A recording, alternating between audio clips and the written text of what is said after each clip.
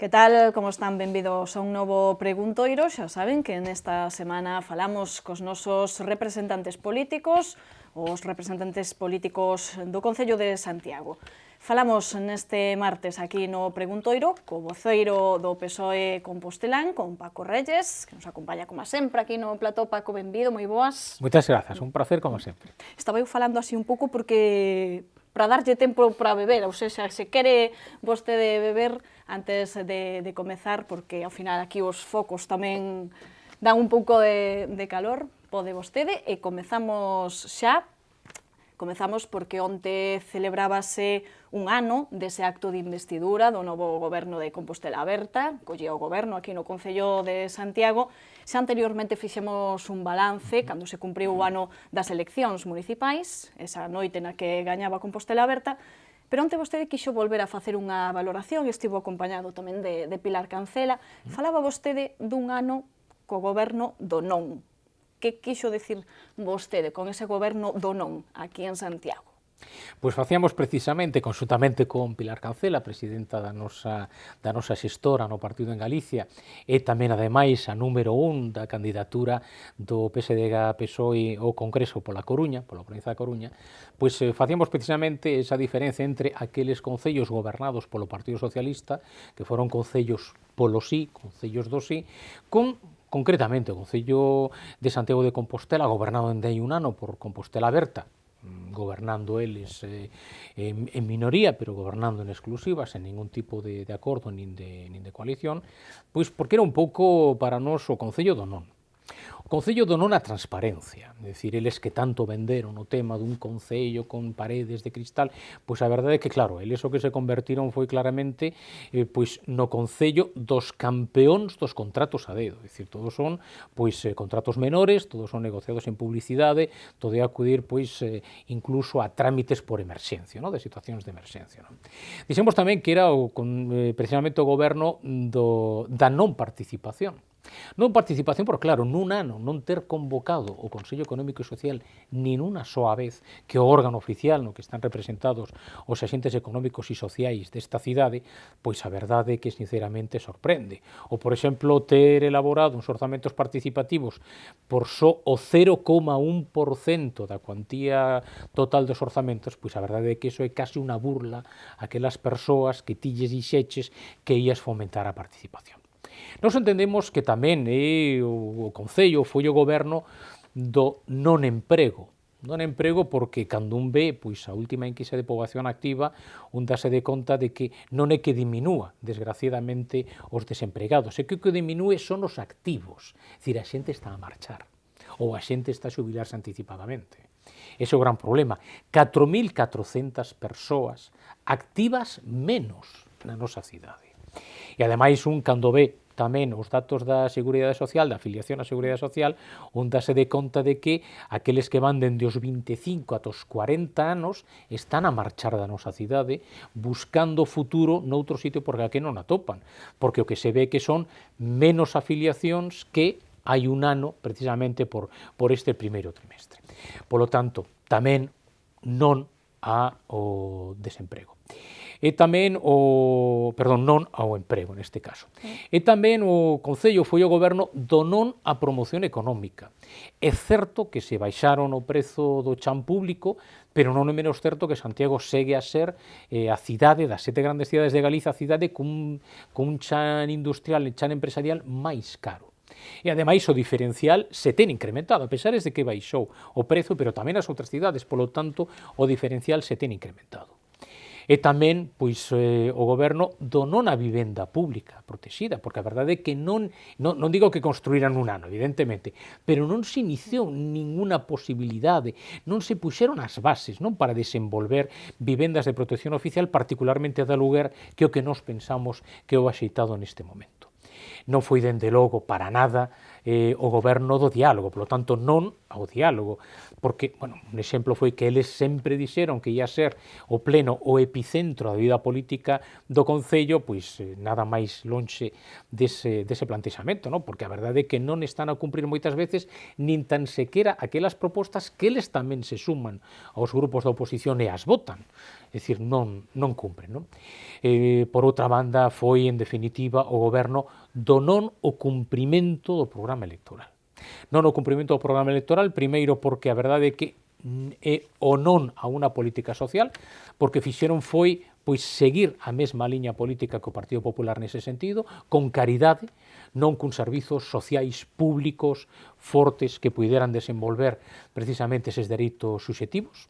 E ademais o que fixeron foi incrementar nese caso as subvencións nominativas, é dicir, as subvencións a dedo, case un 20%. Foi o non cumprimento do programa, neste caso, pois a municipalización dos servizos. Eu non lle pedín nunca a Compostela Aberta que nun ano municipalizara ningún servizo, que si lle pedín é que nun ano tivéramos o que les prometeron, as auditorías de todos os servizos públicos concesionados para poder avaliar cales eran os que se podían municipalizar e, polo tanto, ter un calendario. Diso non temos nada, polo tanto, incumprimento electoral. E, por outra banda, tamén o non do cumprimento electoral, porque non a fusión de concellos. Eles foron os que o plantexaron e, finalmente, o que tiveron que facer foi rectificar. Certo que para nós acertaron o rectificar, porque ademais rectificar unha liña que lles marcou o Partido Socialista no sentido de que o camiño era recuperar a mancomunidade que eles tiñan solicitado a súa disolución no pasado. Polo tanto, pois teño que decir que é un balance claramente de decepción con respecto a este goberno deste ano de Compostela Aberta, para nós un goberno do non fronte aos gobernos do sí do Partido Socialista, e o que esperamos é que non perdamos os 3 anos que veñen e que teñen que rematar este mandato. Cando fala vostede ou contrapón desa maneira o goberno do non, como cualifica a este goberno de Compostela Aberta en Santiago, contraponno cos gobernos do sí ou cos concellos do sí socialistas, así a grandes rasgos, en meternos en moito detalle. Cales serían as características deses gobernos do sí, deses concellos socialistas? Que fixeron diferente ao que pasou en Santiago durante este ano? Pero o primeiro é apostar verdadeiramente por la xeración de emprego. Iso é o primeiro. Polo tanto, que un goberno que aposta por la xeración de emprego ten que facer pois prácticamente nos primeiros 100 días é aprobar as modificacións orzamentarias necesarias para poder levar adiante un plan de emprego. Compostela Aberta levamos un ano e non teñen posto en marcha o seu plan de emprego, que o aprobaron unilateralmente. Iso é esencial. E o que non podes facer é que o 50% do orzamento que tes para fomento de emprego sexan cursos, porque desa maneira o que estás a facer si é xerar emprego dos que teñen que dar os cursos, pero non das persoas que precisan un emprego. Por lo tanto, iso ten que ser un objetivo. A promoción económica, o desenvolvemento económico. Hai que aproveitar para Santiago de Compostela, pois que é o no de comunicacións de toda Galicia e, polo tanto, que sirva de plataforma, primeiro para a distribución pois de mercaderías, por exemplo, poder volver a recuperar neste caso Inditex, que pode estar aquí ubicada e non ubicada en León, ubicada en Zaragoza, como está, e, polo tanto, tamén ten que ser un elemento de atracción pois a outras industras limpas, pero que podan axudar a diversificar o tecido económico, que é o que están a facer noutras cidades. O tema da transparencia, bueno, mire que o tema da transparencia xa hai unha referencia dunha ordenanza de transparencia e da aplicación desa ordenanza de transparencia, pois é o Concello de Zaragoza cando estaba gobernado polos socialistas, por Belloc precisamente. Polo tanto, tema de participación tamén é o que se está a facer. É dicir, mire, un exemplo clarísimamente a Diputación de Lugo, que fixe uns orzamentos participativos para a Diputación, polo tanto, moita máis extensión de territorio, pero a verdade o que fixo moi ben e son auténticos orzamentos participativos. Polo tanto, esos son os elementos. Tema de servizos sociais. Bueno, os servizos sociais públicos teñen que ser a porta de entrada de todas as persoas que precisan pois ese exercer o dereito social que constitucionalmente teñen e que están a pasar por unha mala situación socioeconómica. Polo tanto, ese ten o punto de entrada porque eles o que teñen son dereitos e non teñen que percibir caridade. Pero además ten que ser todo un conxunto, é dicir, ten que ser dende o momento da identificación por parte dos servizos sociais públicos das persoas en dificultade, porque a verdade é que a pobreza é silente, a pobreza se esconde, polo tanto, moitas das veces hai que ir a buscala, hai que ir a resaltala e, polo tanto, dar axuda para a inserción, que é o máis importante. axuda é necesaria en determinados estadios, pero sobre todo a inserción. Polo tanto, ese é o camiño que ten que facer un goberno que verdadeiramente se entenda progresista, un goberno que verdadeiramente se entenda de esquerdas. Precisamente a política social ten que ser a gran diferenciadora das políticas de dereitas e das políticas de esquerda. Nos non o vimos durante este ano no goberno de Compostela Aberta. Agora falaremos tamén de servizos sociais, porque se presentaba hai nada esa ordenanza de Compostela Máis sacada adiante ou proposta por Compostela Aberta, pero quería facer mención da estación intermodal. Xa criticou moitas veces o PSOE ese proxecto, está claro que non están vostedes para nada de acordo, pero mañá vaise asinar ese convenio, que ven a ser unha folla de ruta do que vai pasar nos seguintes anos con esta estación. Mañá estará a ministra Ana Pastor, a ministra en funcións, aquí no Concello, para asinar ese convenio co Concello e coa Xunta e con representantes do ADIF tamén. Como ve vostede ese convenio, finalmente? Agora que xa vai ser unha realidade esa asinatura. Bueno, mañán vai asinarse un protocolo de intencións no convenio, eso temos falado, dun anteproxecto, no mellor dos casos, dun intercambiador, non dunha estación intermodal, sino dun intercambiador con dous edificios totalmente diferenciados, o da estación de buses, o da estación do tren, unidos por unha pasarela, en principio descoberta. Ao final tiveron que recoñecer que eso era un erro e parece ser que lle pediron por correo electrónico que fora cuberta, pero como están nos planos que un pode observar na propia página web do Concello, é unha pasarela descoberta que soamente se vai cubrir cando se chega aos 3,5 millóns de pasaxeros con todos os problemas que hai. Mira, un protocolo de intencións, ademais, con unha gran opacidade, porque o protocolo fala de aproveitamento urbanístico, pero non nos di que cantidade de metros cuadrados, nin nos di cal vai ser o aproveitamento urbanístico, nin nos di o valor dese aproveitamento urbanístico. É unha gran opacidade porque non nos di absolutamente nada con respecto ás datas nas que se vai poder levar adiante este anteproxecto. É opacidade porque non nos di nada con respecto a cando se van poder acabar eses 3,5 millóns de pasaxeiros, si que eso é posible. Polo tanto, insisto, é un protocolo de intencións dun intercambiador, non dun intermodal, con unha gran opacidade. Polo tanto, para nós é unha mala noticia que se firme, nos entendemos que era moito mellor o anterior protocolo, o protocolo de 2009, un protocolo que, ademais, é certo que recollía unha posibilidade de aproveitamento urbanístico como posibilidade de financiamento que o impuso a DIF, pero certo que o que aparecía no protocolo eran máximos.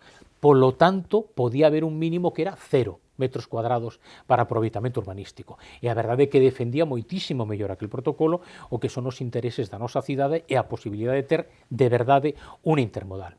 Por outra banda, claro, que neste caso o Partido Popular e Compostela Aberta conxuntamente decidan saltarse a lei electoral xeral e decidan facer unha firma que non vai deixar de ser un acto político e un acto electoralista, pero con respecto a unha infraestructura que ten que vir para Santiago de Compostela en plena campaña electoral, pois a verdade que pareceme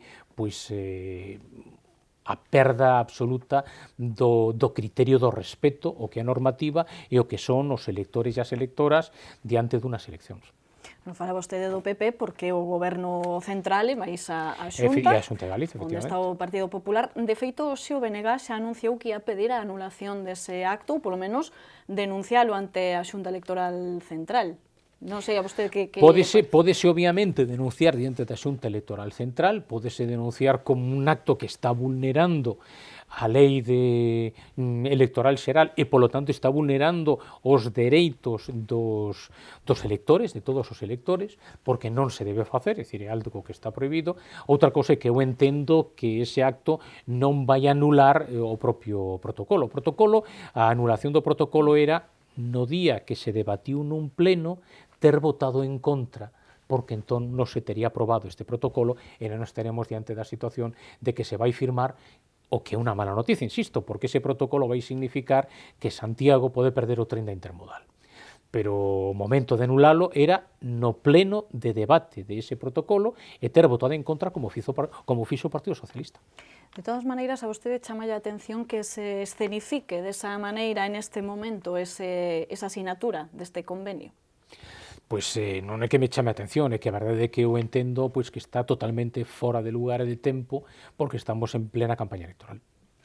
Pois imos deixar xa a intermodal porque temos máis temas sobre os que conversar. Falaba eu dos servizos sociais, hai uns días presentaban nos Compostela Aberta esa ordenanza, Compostela máis, chama esa ordenanza de axudas para as persoas que están con máis dificultades económicas. Inclúen axudas pois para a vivenda, para vestimenta, axudas para a dependencia, incluso hai algún apoio para atención bucodental, que era unha proposta que facía precisamente o PSOE. Quería que me valorara un pouco que lle parece o Compostela máis, no seu fondo, porque logo falaremos da forma, porque vostedes tamén viron aí algún problema de execución. No fondo, que lle parecen esas medidas que se recollen na ordenanza? Bueno, a ordenanza é certo que plantexa, mudando o nome de algunhas delas, pois concretamente o mesmo que plantexaba a ordenanza Santiago Suma que aprobou o Partido Popular no anterior mandato. Eso é certo. O que tamén é certo é que se incrementa en 3 novas axudas con respecto aos do Partido Popular. Unha delas axudas, aínda que non lle dan exactamente este termo, pero sí que son axudas para adquisición de prótesis, por exemplo, prótesis auditivas, etc., o que, dende logo, é unha axuda particularmente tendo en conta os recurtes que o Partido Popular introduciu, neste caso, na sanidade, particularmente na sanidade galega. Tamén, efectivamente, a nosa proposta, que xa foi incorporada como emenda durante o desenvolvemento e a negociación dos orzamentos para 2016, que foi do Partido Socialista, que é un programa de atención bucodental ás persoas en risco de exclusión social. E a ventaxa que ten é que Santiago de Compostela, con este programa do Partido Socialista, pero aceptado por Compostela Aberta, vai se converter nunha das 7 grandes cidades de Galicia que vai dar esta prestación de servizo de atención bucodental público 100%, non solamente financiado públicamente, sino prestado por los servizos públicos. Por lo tanto, isto é unha diferencia con respecto ao resto do país, non? Porque se vai facer a través dun convenio ca facultade de odontoloxía.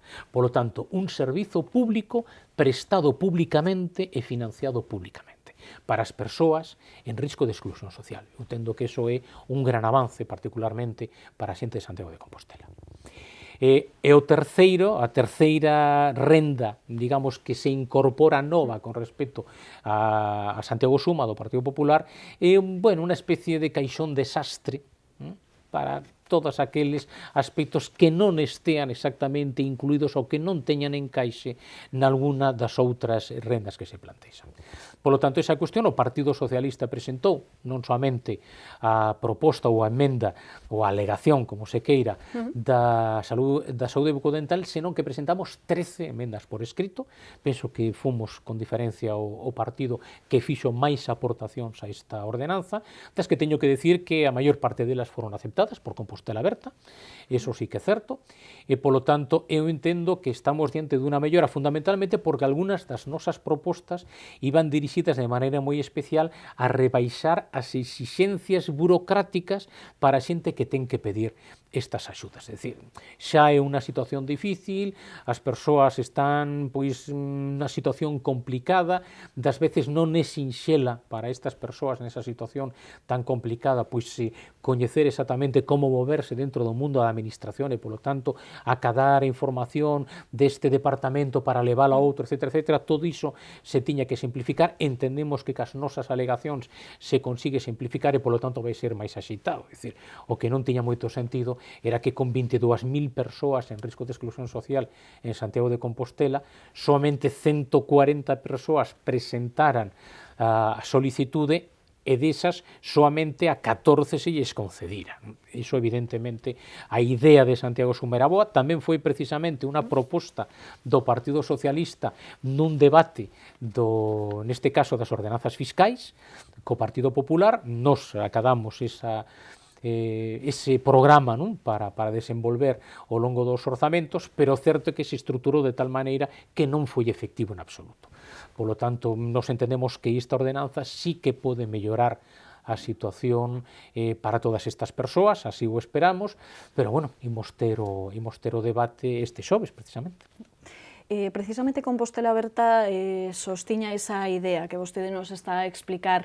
Era moi difícil executar ese Santiago Suma, ese programa que deixou o goberno anterior do Partido Popular, porque exixía moitos requisitos, había trabas burocráticas, e ademais era un programa que estaba suxeito á lei de subvencións, que parece ser que tamén daba algún que outro problema. Sen embargo, vostedes dende o PSOE estes días tamén fixeron un fincapé en que había algún defecto de forma neste Compostela Máis, neste novo programa de Compostela Aberta. Sí, bueno, que o Santiago Suma pois non foi efectivo, pois eso é unha evidencia, eso é obxectivo, non? Por outra banda, non soamente os problemas burocráticos veñen por ter que estar sometidos á lei de subvencións, hai cousas que se podían resolver, de feito, as nosas alegacións entendo que melloraban o texto que vai a pleno este xoves, e polo tanto que pode resolver en boa medida os problemas que tiñamos, pero efectivamente outro problema era a rixidez co que se teñen que xestionar estas axudas se están sometidas á lei de subvencións.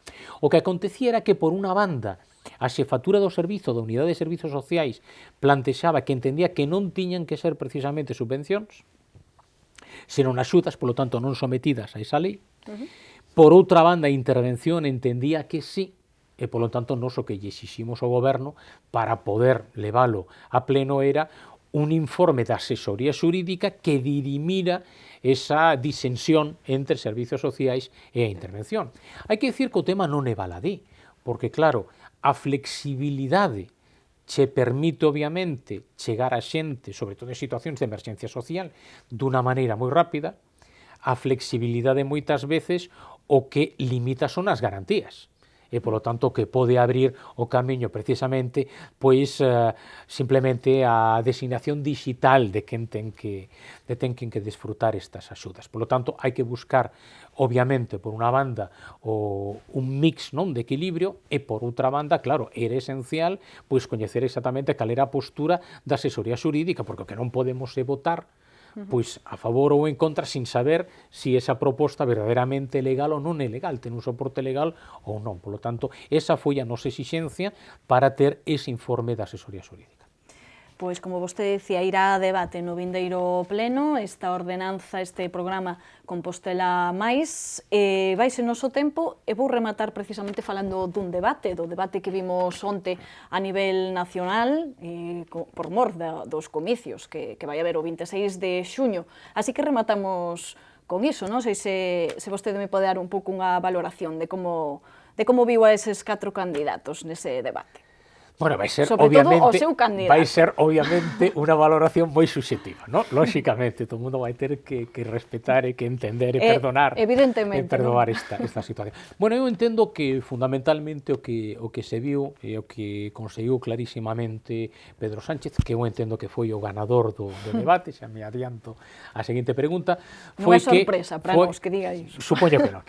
Foi que o intento de pinza do Partido Popular e de Unidos Podemos de plantexar o debate, polo tanto, estas eleccións como unha confrontación entre un partido de dereitas, o Partido Popular, e un partido de esquerdas, o progresista Unidos Podemos, a verdade é que iso claramente quedou roto, claramente quedou como algo totalmente artificial. E aí está o Partido Socialista, un partido con 138 anos de historia no noso país, un partido que ten gobernado este país, un partido que ten axudado moitísimo o desenvolvemento do estado do benestar, pois que tivemos disfrutado hasta este último goberno do Partido Popular de Mariano Rajoy. Eu penso que se viu un candidato do Partido Socialista presidenciable, claramente presidenciable, que coñece perfectamente os problemas deste país e que era quen de poñer en riba da mesa solucións reais, solucións factibles, solucións realistas para levar adiante este país e para recuperar o que levamos perdido durante 4 anos por mor dese goberno do Partido Popular,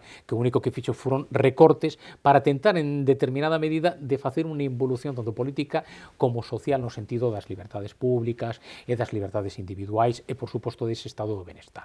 Polo tanto, eu entendo que claramente foi quen de transmitir ese mensaxe, un mensaxe de ilusión, un mensaxe de que verdadeiramente existe capacidade por parte deste país de sair adiante desta situación de prostración da que nos atopamos e que, dende logo, quen garante ese proxecto de cambio, quen garante ese proxecto progresista, quen garante ese futuro para o noso país, claramente o Partido Socialista, neste caso representado por Pedro Sánchez, candidato ao noso partido, eu estou convencido de que a partir do 26 de xuño, próximo presidente do Goberno de España. Pois aí queda esa reflexión final sobre ese debate a 4 que podíamos ver onte. Paco, como sempre, agradecerlle que estivera con nos aquí no Preguntoiro. Graciñas. Pois moitas grazas a vos, como sempre. Un placer. E deixámolo aquí, volveremos mañá con máis entrevistas no Preguntoiro. Graciñas por atendernos.